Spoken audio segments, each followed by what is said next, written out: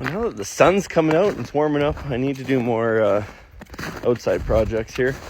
And here's one I've been putting off for a while, and it just needs to be done. This damn hitch is too low. The grain trailer can barely get over the hopper. I don't have room for fenders. The whole thing's a wreck. So we are going to cut this off. We're going to put some square tubing in there and lift this thing about 5 inches.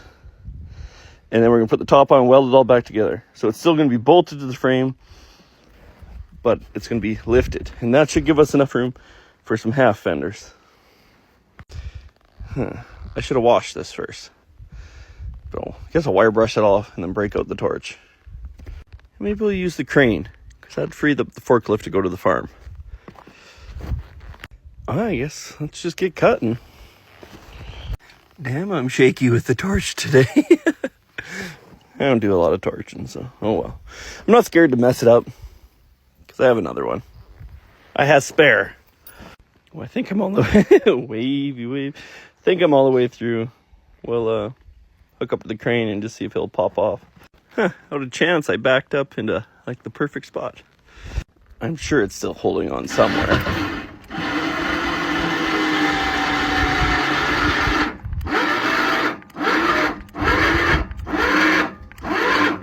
Yep, somewhere's holding. Oh, this side's pretty good. It's the other side. I'm starting to think I'm setting myself up for failure on my original plan. Because if I put square 5x3 on top of here, it's going to have rounded edges. I'm not going to be able to really get it that close to bunt up nice for my welding idea. But the reason I wanted to do it this way is because it was such a pain getting holes lined up and going around all the suspension. Because most airbag trucks don't have as much going on right here. I might take one of these side plates off and get it CNC or plasma'd out, but with like a 3-inch lip, or maybe I should go right up to the top of the other one. If I did a 3-inch or so, 2-inch, put the 5x3 on there, then I could just use this hitch. You can't see, but it has a lot more. It has a bunch of holes so you can plug well like crazy. They're both blue and they don't match the red truck, so it don't much matter. And some might say I wrecked this hitch, but either way I owe someone just the plate. So either way I was going to be splitting a plate off of one of these and giving away. Well, I owe them, so I guess not giving them, but you know. And there is some rust jacking that makes fitting stuff even harder than it should be. Well, now that I'm committed to this project, and I've cut the damn hitch off, and my plan that was so perfect in my head is gone to shit. Guess we go to plan B. Lifting this hitch up 5 inches, but in my head there's going to be more lip here to weld to that 5-inch riser, and then just put the hitch on, weld it. So I'm going to pull this off and get them to plasma it out, but like 3 inches higher, so I can just go on the 5-inch stuff, the rectangle. But I don't need that hole, I don't need that notch, so we'll get that. That'll be easier. I would like to extend this and tie this hole in, but really just pull it off, I guess. And I'm terrible at measuring stuff, and I know it, so I cheat. Instead of measuring where that hole will be, I'm just going to tack that piece of scrap on there, and then they know. Done deal. Well, there we go. We just need that, but like 3 inches taller. And maybe I'll use this hitch instead, because it comes down. Let's see. If I measure that, I could do it where there's like a 1/4-inch gap between the two. Then I can tie them to that square tubing underneath and to each other and really have things solid. Probably the way to do it. All right, pop that one out of the snow. It's about 3 inches. It'll hang down the sides. So I think this is about 4.5. So if I get this built up to 6.5, I come down, I think there'll be a 1/4-inch or a 1/2-inch difference or so to weld in there. They won't touch perfectly, but I'm scared to having to trim them down. I'd rather just have a gap and fill it with weld. Okay, I got half the steel here. Got some nice little end caps. So are you seeing the plan now? This is all going to come up. So far, I think I did bottom line 6.5 inches up. And then undecided if we're going to use this hitch or that one. Doesn't matter. One will sit on the right on the top, the other one will come down a ways. See, it's going to be about there. So that gives us 2.5 inches or so. What do we got? Is this 3 or what? 3. So they haven't cut that other piece yet, so maybe instead of doing 6.5, I'll give them to do 6. Or I could just use this guy still. But a lot of guys are saying, why did you cut that angle iron off? Why didn't you just cut the top plate of the hitch off of the angle iron? I thought that'd be such a wreck in my head. Like, all of these, you want to split off, but then you want me to come under here and cut all these welds off? Like, I think the argument was it'd be easier. If I had to pull the hitch right off, I would have been just as deep into it.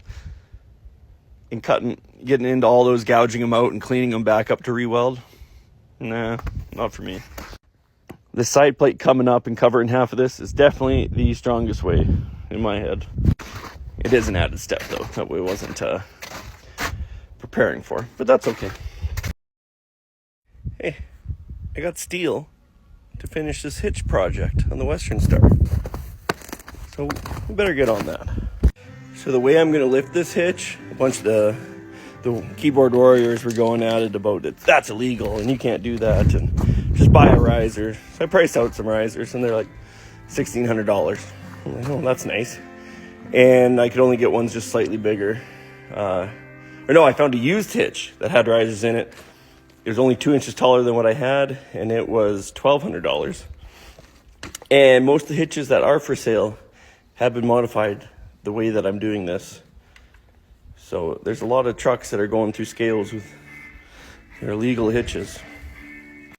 Really, it comes down to, there's a big difference between what is law and what people think is law.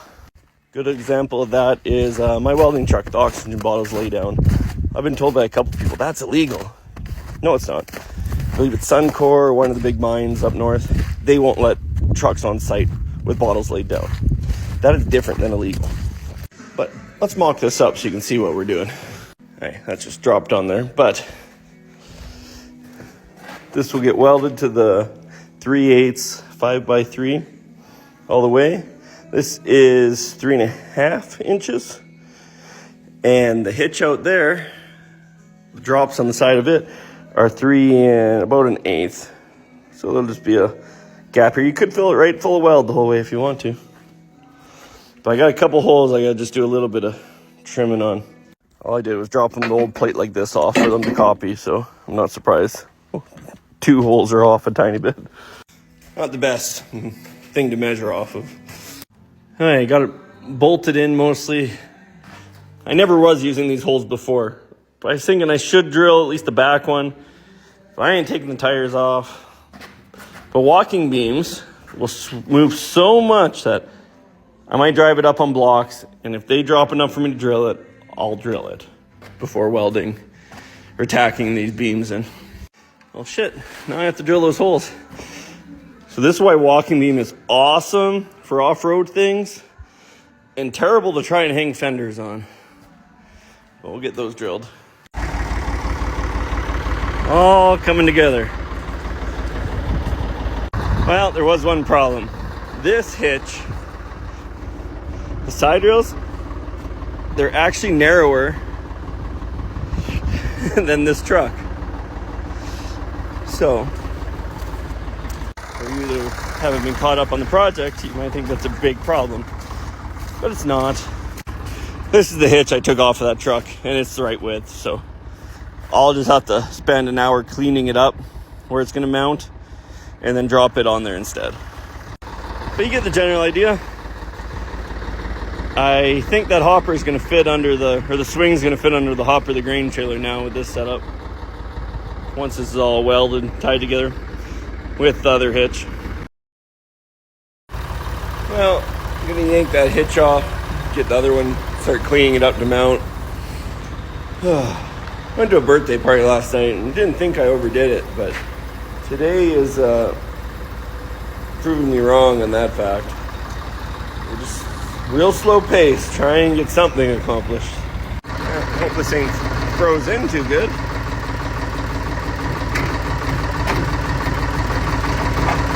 There we go. So I just gotta clean this edge up the whole way, which it's cut off pretty flush. You can see a couple spots. You know, I was gonna really get to torching on this, but really, I think if I just come in the flapper wheel and clean all this up, just so it's nice and weldable.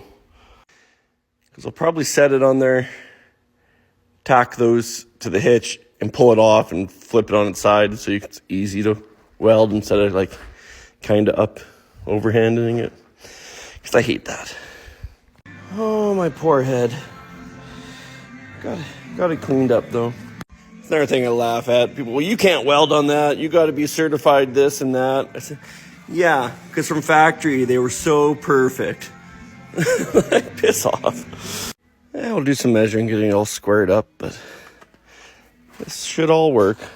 Take a bit of screwing around, but we got her tacked on. I'm going to pick this whole thing up, set it on the shop floor and weld all the sides and flip it around so it's the easiest for me. Well, it's welded together. I'm not doing well. Flipped her around, did both sides, did on the inside even, in 3 spots. It's solid. I don't think I can do too much today. More. Tomorrow I'll slap it back in there, and I just gotta weld that seam each way down. Wish I had some 5/30 seconds rod for that. 5/30 seconds. I only got 1/8, which isn't terrible. Boy, am I feeling better today. Throw that hitch on now. So I thought this would happen, and I did it anyways. This is the difference between being able to weld and being a good welder. I laid a lot of heat in this side, and when you do that, it's gonna pull. And it did pull just the tiniest bit, so it doesn't want to slip in. I'll be able to force it in or loosen these bolts, drop it in, tighten them back up. It won't be a big deal. But you'll see the good welders will take their time and make sure that doesn't happen. And then there's me who rushes. There. Nothing a few hits with a sledge couldn't fix. Well, now I just get to weld along there. People just, they have no vision. Oh well. That's our finished product. Actually, maybe I shouldn't say finished. Probably later in the year I'll come back and do some ramps on it. But that's our usable product. It actually worked out really good, because beforehand that hitch had a little twist to it. Doesn't affect it, but you just know about it. And when I cut the angle off the sides, it all relaxed so that I could pull it down, like just one little C-clamp, pull one corner for it to sit flush on there.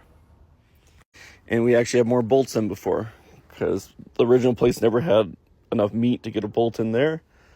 And I went and drilled one on the very back. So we've added bolts to something that already worked fine. Added height, added strength. Win, win, win, win, win, win. A lot of people don't understand. These farm trucks ain't ever seeing a DOT. Like, they're lost if they're finding this truck. Our other star, that's our highway truck, in 7 years has done, I think, 4,000 kilometers. Good luck. Good luck finding them on the highway. And go hang out at scale.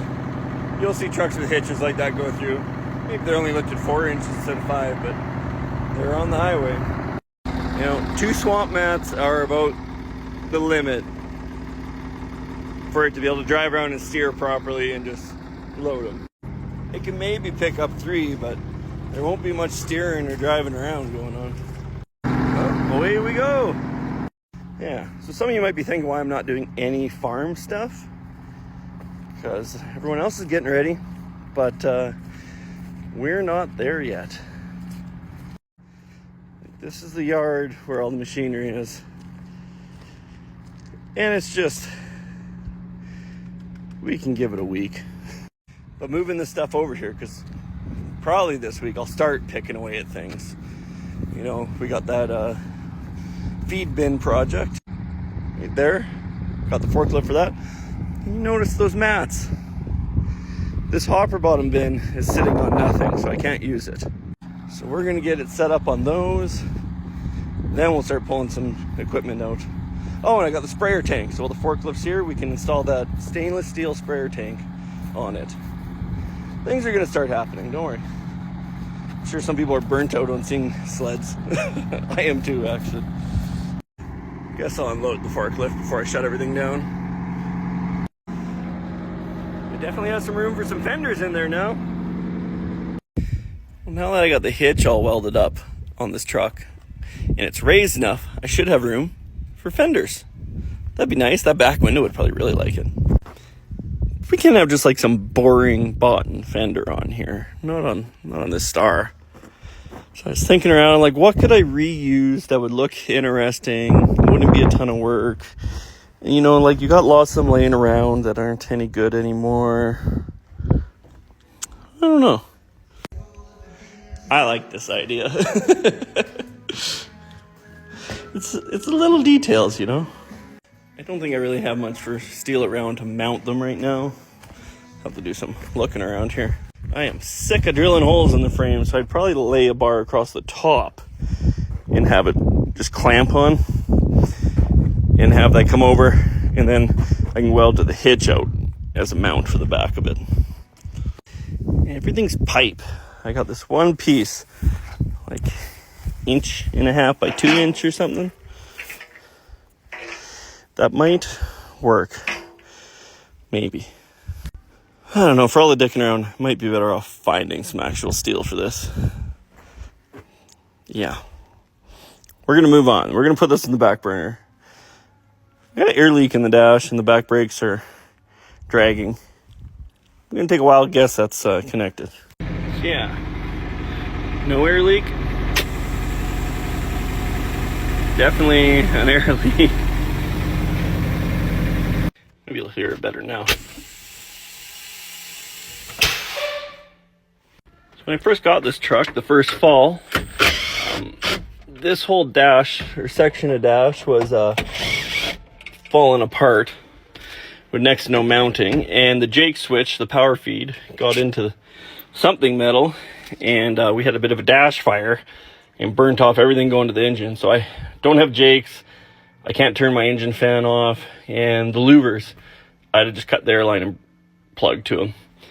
Since then, I did weld a little bit of steel in and around to reinforce, but I didn't fix all the damage. I just shoved in fixes where I could.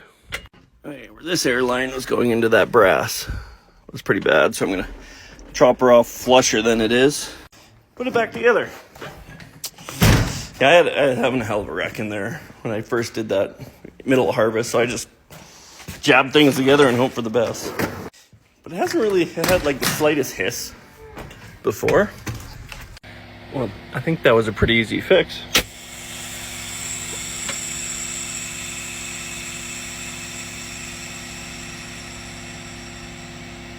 Wish they were all that way.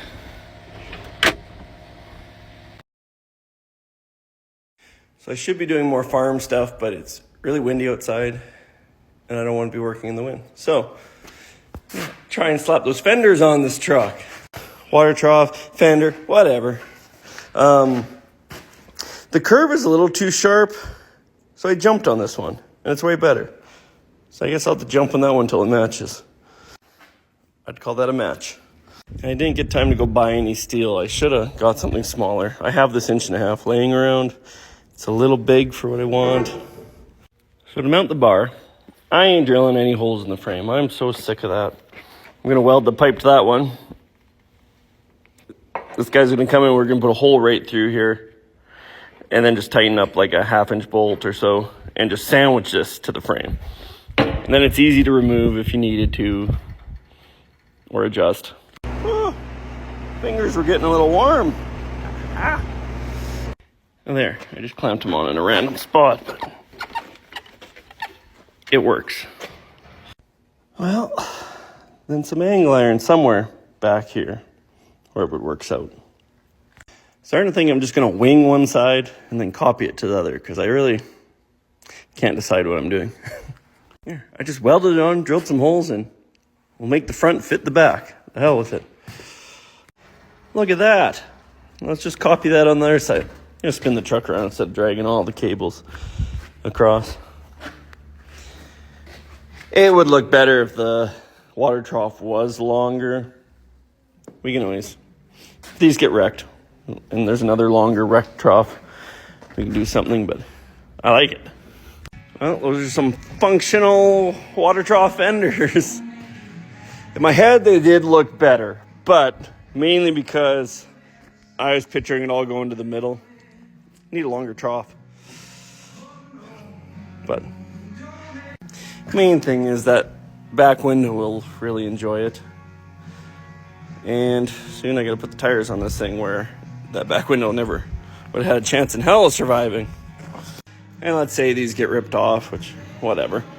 This bar, how it's set up, will be adjustable and good for any other future fenders. So I'm happy I built it the way I did there.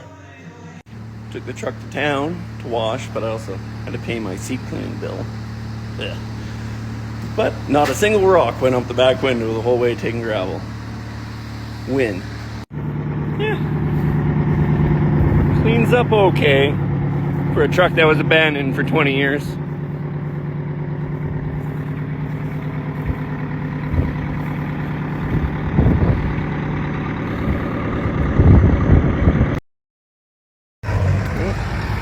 V10's out here at the auction yard. Getting some goodies. I didn't get a car. But the Western Star is getting some new boots. And why would I actually spend money on it? You can't see. They're already on 24/5 Daytons. They're just going to slide right on. So 24/5 Daytons being less common than other things, people probably didn't want to switch them over. And it justified me going a little more than I really wanted to pay because I don't have to fight and switch them over, nothing. Just slide them on. And apparently, my girlfriend's getting a round pen. She had to pay for that, though, so that's still a win. And why not have a little funky cube? These short ones, I thought you could just cut the top off and have a nice water for cheap. Oh, did I mention that it's a matching set of 8 drives? You know what? That Western Star is getting spoiled. Yeah. I'll probably give them a fresh coat of paint before they go on, since they should go on so easy. That really was the downfall of that truck. Those back tires on it are from when it got parked in 2000. So if you get them on the highway, they just it gets wild quick. On the gravel, they're fine though. So this should level it right out. We're setting up that round pen. Real fun. And I glanced over at the tire here and my love. So what the hell? And then I just happened to look down. Ah! Buggers. Still not into the world. See, that one wasn't in. Oh, yeah. No big deal. And there is a plug, I think, in there. Like, push-through plug. But they all hold air, and they all have tread. So they're still a far cry better than what's on that truck. Yeah, round pen. Oh, can you believe there's a round pen package there? 60-foot round pen with a gate. So for like $4,500, like garbage 1.25 inch panels.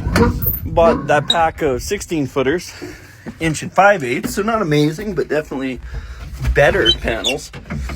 $1,500? Call it 16, all in. Like, what the heck? People. But I still to this day will say you could make money buying brand new panels, running them over with the tractor, and taking them to auction. She sure is good at shutting that gate. Just do something I don't want to do. It's just a lot of work. I'm lazy. Got the new tires painted. Not real nice. The outside I did okay, but I really just gobbed it on the inside tires. I should put those on.